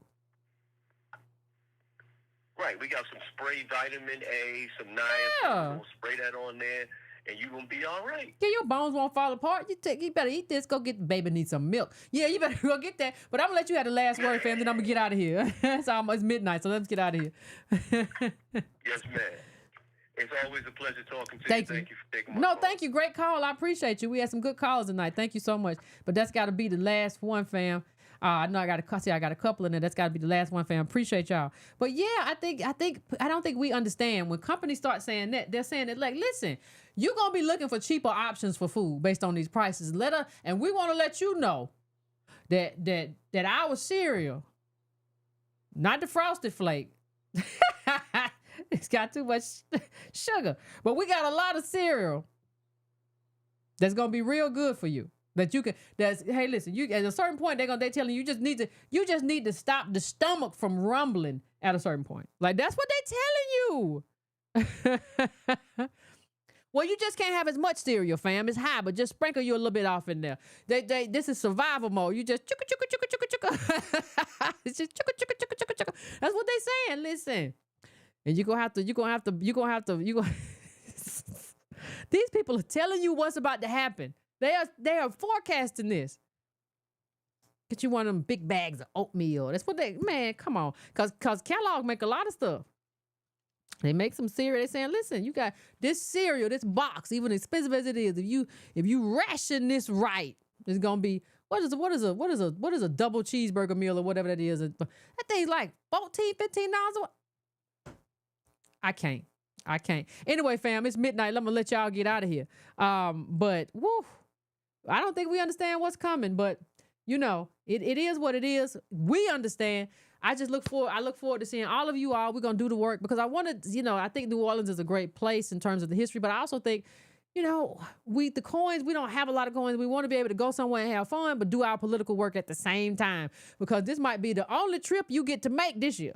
Listen, this is not the year. Well, I get to go on vacation. I'm also going to get to go to the 8 hours. No, you're going to get one thing. So have your fun in New Orleans and do your political work at the same thing. That's it. You ain't going to get 2 vacays this year. You don't get 2. You get 1. You're going to get 1 because inflation. Right? Why do you think we put it out there so fast that the tickets was coming months before? Because you're going to need time to save. Because, make this your one trip. We're going to do our political stuff, our planning, our blueprint. We're going to have some fun all in one thing. You're going to get one thing this year. That's it. It's inflation. You don't get 2 things. I think I might go over here to Miami and I might go. No, one trip. Anyway, see y'all later. Y'all have a wonderful, wonderful night, wonderful evening. If you're on Patreon, I will see you tomorrow night. All right? All right, fam. Peace.